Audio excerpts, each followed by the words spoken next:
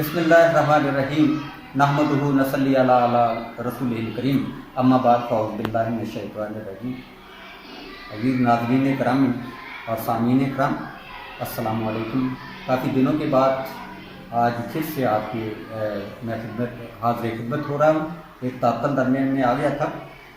آج میرے لیکچر کا جو تھیم ہے، جو موضوع ہے، وہ ہے کہ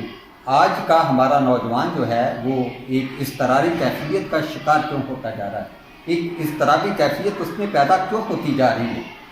کسی بھی ملک کی تعمیر و ترقی میں نوجوانوں کا کردار مسلمہ کردار ہے، اور نوجوان طبقہ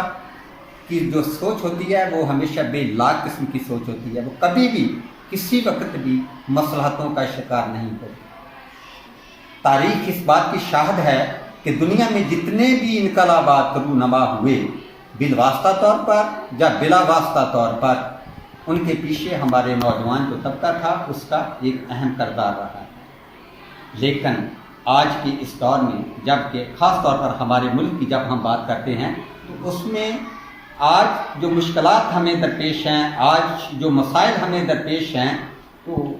ہمیں اس بات کی ضرورت ہے کہ ہمارے نوجوان طبقہ کو فعال کیا جائے،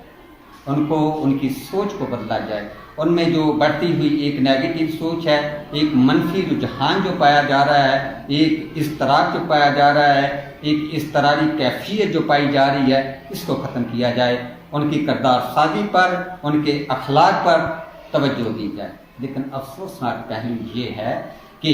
شاید حکومت کی ترجیحات میں یہ بات ہی شامل نہیں ہے کہ ہم نے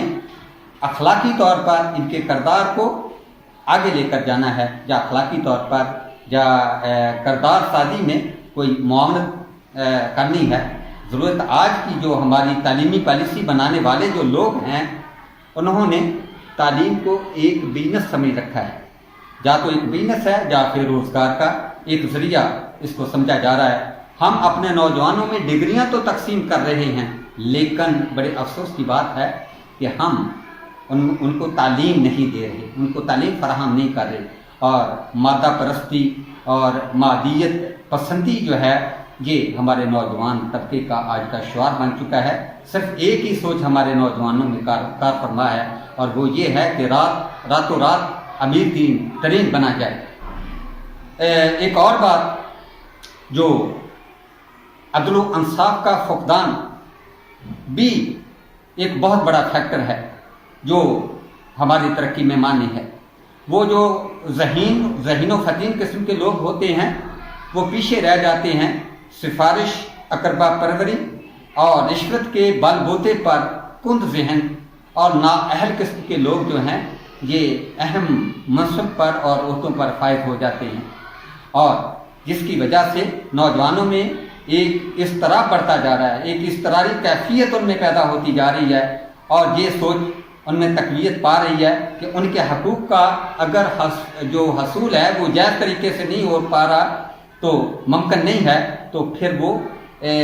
جرائم کی جو دلدل ہے اس میں دھنستے چلے جا رہے ہیں، اور یہی غیر مساویانہ تقسیم ان میں انتقامی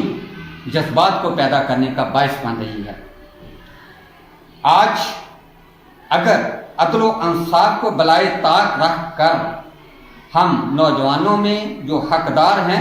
جو ذہین اور فتین لوگ ہیں، ان کا استحصال کریں گے، اور پھر اس کے بعد ہماری یہ سوچ ہوگی کہ ہمارا ملک ترقی کرے، پاکستان ترقی کرے، پاکستان ترقی کے راستے پر گامزن ہو، تو یہ محض ایک خام خیالی ہے۔ یہ ایسا ہم کبھی نہیں کر سکتے، اور یہ کام صرف اور صرف سلطنت ہی فرائض، سلطنت جو ہے یہی اس کام کو سر انجام دے سکتی ہے، ورنہ شعوری اور لاشعوری طور پر ہمارے نوجوانوں میں پائی جانے والی سوچ جو ہے یہ منفی سوچ کا روپ دھارتی رہے گی، اور وہ جرائم کی دنیا میں دھنستے چلے جائیں گے۔ تو اس بات کو سوچنا چاہیے ہمارے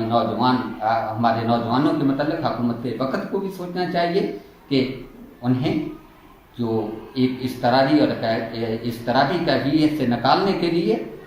کون سے اقدامات ہیں جو ضروری ہیں، اور جن سے یہ ہمارا جو طبقہ ہے جس کا ہمیشہ ایک اہم کردار رہا ہے، جو کبھی مصلحتوں کا شکار نہیں ہوتا ہمارا نوجوان طبقہ، اور ہر ایک کام میں یہ پیش ہوتا ہے، اس کو کس طرح سے فعال بنایا جائے. That's all. Thank you very much.